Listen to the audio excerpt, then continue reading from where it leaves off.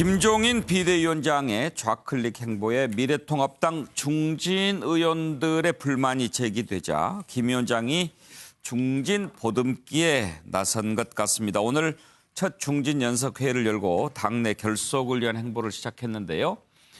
일단 지금 기본소득제, 전일보육제 새로운 어젠다를 계속 생산해내고 있습니다. 최근에는 다음 정권을 창출할 수 있을 것인지 염려하지 않을 수 없다, 이런 얘기도 하면서 원희룡 지사의 반발에 대해서는 공부 좀 더 해라, 이렇게 쏘아붙였습니다. 여기에 대해서 당내 중진들 보수를 안 써도 철학을 유지할 수 있다라든지 비대위가 어떤 방향으로 가는 거냐, 통합이 안 된다, 이런저런 의견들을 내놓고 있습니다. 원희룡 지사는 일단 당 내에 반대하는 의견에 대해서 좀 앞장을 서 있는 그런 모습입니다. 김종인 위원장을 용병이라고 표현하고 또 진보 아류로 가서는 영원히 2등할 수밖에 없다, 이런 얘기도 하는데, 자, 당내 중진들의 반발 어떻게 아우르면서 비대위 잘 이끌고 나갈 수 있을지도 또 넘어야 할 관문인 것 같습니다. 관련된 녹취를 좀 들어보시죠. 보수의 가치와 철학을 지키는 것은 중요하고, 또 보수의 가치와 철학은 전 없어지지 않는다고 생각을 합니다. 그러나 이것이 시대의 요구와 또 변화하지 못하면은 시대착오적인 수구가 될 수 있다. 그래서 우리의 과제는 전략적으로 보수라는 말을 굳이 쓰지 않는다 하더라도 보수의 근본적인 가치와 철학을 유지해 가면서 계속 변화하고 진보하는 그런 진취적인 정치 세력으로 다시 태어나는 것이 저희들의 핵심 과제라고 생각을 합니다. 우리 당이 앞으로 가야 된다면 적은 숫자라도 마음의 마음을 하나로 묶을 수 있는 통합의 어떤 비전을 좀 먼저 제시하셔서 우리끼리 화합하고 단합해서 어떤 목표 달성을 위해서 가야 된다는 이런 확실한 당의 좀 좌표가 설정이 되면은 조금 서운해도 부족해도 가자 하는 합창이 나올 수가 있는데, 지금 상당히 그 부분에 대해서 저는 개인적으로 염려와 우려를 하고 있습니다.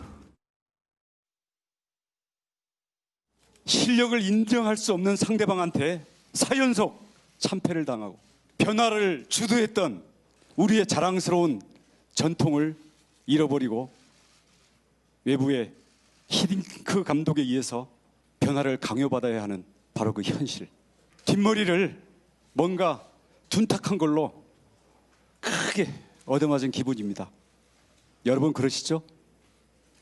장제원 의원님 특히 그러시죠? 요즘 그 포효의 목소리, 그 심정 너무나 절절히 잘 느끼고 있습니다. 하지만 진보의 아류가 돼서는 영원히 2등이고 영원히 집권할 수 없습니다. 최경철 의원, 지금 김종인 위원장의 이런 행보에 대해서 초선보다는 중진 쪽에서 우려하는 목소리가 더 많이 나오죠? 아무래도 중진이라면 보수적인 성향을 더 띌 수밖에 없는 분들이 걱정을 하는 것인데, 제가 볼 때는 김종인의 가장 큰 장점은 김종인 위원장이 팔순의 노인이면서도 단순히 노익장을 과시하는 것이 아니고 젊은 오빠의 생각으로 가고 있다. 이것이 바로 국민들에게 보수정당이 새로운 메시지를 던지고 있다. 저는 높이 평가합니다. 왜냐하면 과거의 보수는 성장에 대해서 굉장히 치중을 했습니다. 하지만 지금 성장이 됩니까? 과거 이명박 대통령께서 747 성장을 하겠다고 했습니다. 근데 747 성장이 됩니까? 이미 전 세계가 수축적인 성장밖에 못합니다. 수축 사회로 빠져들고 있고 우리나라도 같이 가고 있는데, 지금 보수가 나서서 성장을 하겠다고 얘기해 본들 국민이 믿습니까? 믿지 않습니다. 현실론을, 현실에 발을 딛고 정책을 내놔야 된다는 것이죠. 그렇다 보니까 김종인 위원장은 성장보다는 분배에 대해서 생각을 하고 있는 겁니다. 지금 평등의 가치에 대해서 보수도 고민할 때가 됐다는 것이죠. 이 메시지는 잘 주고 있는 것 같고요. 하지만 김종인 위원장이 또 조심성도 있죠. 왜냐하면 위치적 이슈, 즉 안보에 대해서는 충분히 보수적으로 오른쪽에 서 있다는 것이죠. 성과적 이슈, 경제적 부분에서는 좌회전을 하다가도 위치적 이슈인 안보에 대해서는 또 우회전을 하면서 백선엽 장군에 대해서 굉장히 칭송을 한다는 얘기죠. 그렇기 때문에 좌우를 왔다 갔다 하면서 스펙트럼을 넓혀가면서 국민들에게 일단 지난 일주일 동안의 메시지는 충분히 제대로 된 것을 주고 있다. 저는 평가하고 싶습니다. 윤기찬 위원장 보시기에요. 지금 되게 우리가 기대 반 우려 반 그러지 않습니까? 비율로 보면은 기대 몇 퍼센트, 우려 몇 퍼센트인 것 같습니까?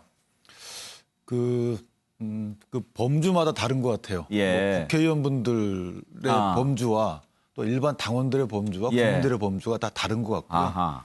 그래서 국회의원분들 중에 또 선수가 높을수록 우려하는 목소리가 좀 더 많은 것 많은 것 같고, 같고. 뭐 그건 당연하다고 봅니다. 다만 이게 중심 이동이라고 볼 수는 없어요. 그러니까 탈보수 이런 부분도 맞지 않고 진보추로 좌클릭했다 이것도 맞지 않아요. 중심은 그대로 있거든요. 중심은 그대로 있고 동심원이 커진 거예요. 좀 더 많은 분들의 이해관계를 포섭해서 같이 해결하겠다. 이 공동체가 지속적으로 발전하려면 이 보수의 가치인데 또 더 많은 사람들이 더 잘 살게 하는 게 보수의 가치거든요. 이런 보수의 가치를 진정으로 실현하기 위해서 한 거다. 이념적으로만 보수하면 보수가 뭘 뜻하는지 사실 이해하고 있는 분 별로 없어요. 그렇지만 진짜 보수는 이 공동체가 지속적으로 발전하는 길을 찾는 것이다. 시대에 맞게끔. 그 고민을 지금 하고 있는 거고요. 아마 이제 중진전석회의 이런 모임들을 통해서 그런 본인들의 어떤 비전을 설득하고 또 공유하고 이런 과정을 거칠 걸로 보이고요. 이 부분이 성공하는지 여부에 따라서 당의 목적은 집권이기 때문에 집권을 통해서 당이 정책을 피는 거 아니겠습니까? 그 목적을 향해서 나아가는 게 아닌가 이런 생각을 합니다. 예. 김영준, 지금 김종인 비대위가 계속 이렇게 이슈를 선점하는데 계속 이렇게 하다가는 민주당보다 더 이슈 선점에서 앞서갈 수도 있는 거 아니겠어요? 네, 그렇습니다.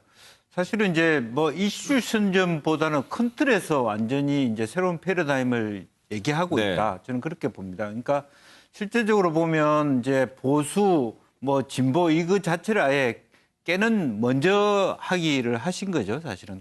저는 솔직히 민주당 당원이지만 민주당이 진보다 그렇게 생각 안 하고 큰 틀에서 보수일 네. 수 있거든요. 그러니까 어떤 지점을 보느냐 상대적으로 말하자면 미래통합당에 비해서 당연히 우리가 민주당이 진보이지만 큰 틀에서 말하자면 민주당과 미래통합당이 같이 놓고 봤을 때 거의 비슷합니다. 이제 그런 측면에 또 다른 각도가 있고요.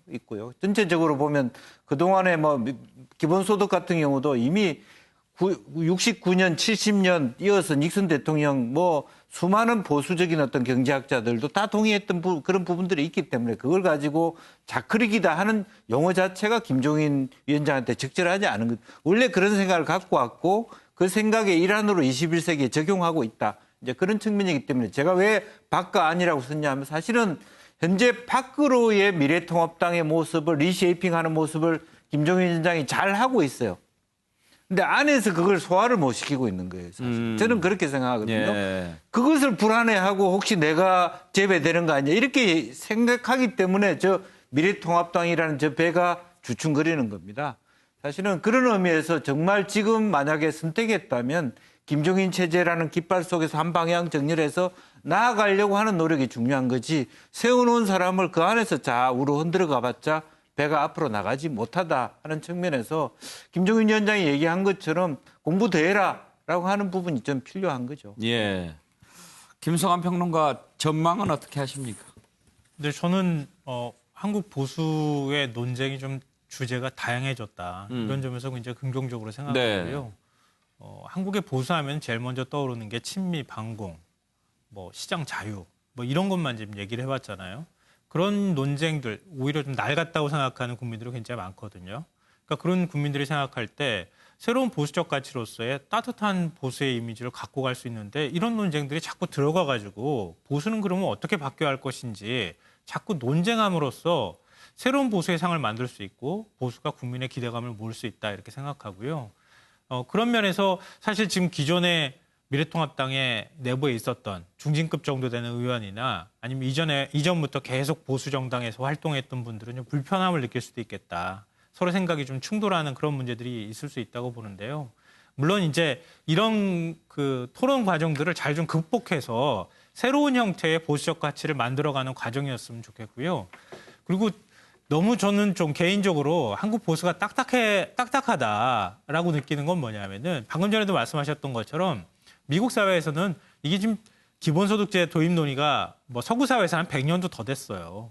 닉슨 대통령 공화당 출신인데 닉슨 대통령이 미국에서 제일 먼저 이걸 도입하려고 했고 실험도 했어요. 그 당시에.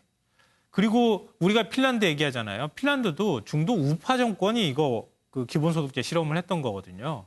우리가 이 기본소득이라고 하면은 그냥 국민들한테 매월 얼마씩 막 드리는 이런 방식으로 생각하는데 그게 아니고요. 지금 보수 쪽에서 생각하는 기본소득의 개념은 기존의 복지제도를 구조조정하고 그리고 난 다음에 국민의 안정적인 삶을 보장하자고 하는 개념에 가깝기 때문에 기존의 복지제도를 구조조정하거나 통폐합하는 방식으로 나갈 경우에는 오히려 더 국가 복지 시스템을 효율화시킬 수 있는 방안으로도 갈 수 있는 겁니다. 예. 그런 논쟁에 좀 적극적으로 나서줬으면 좋겠어요. 그냥 반대만 하지 말고. 예. 자, 이제 민주당으로 가볼까요?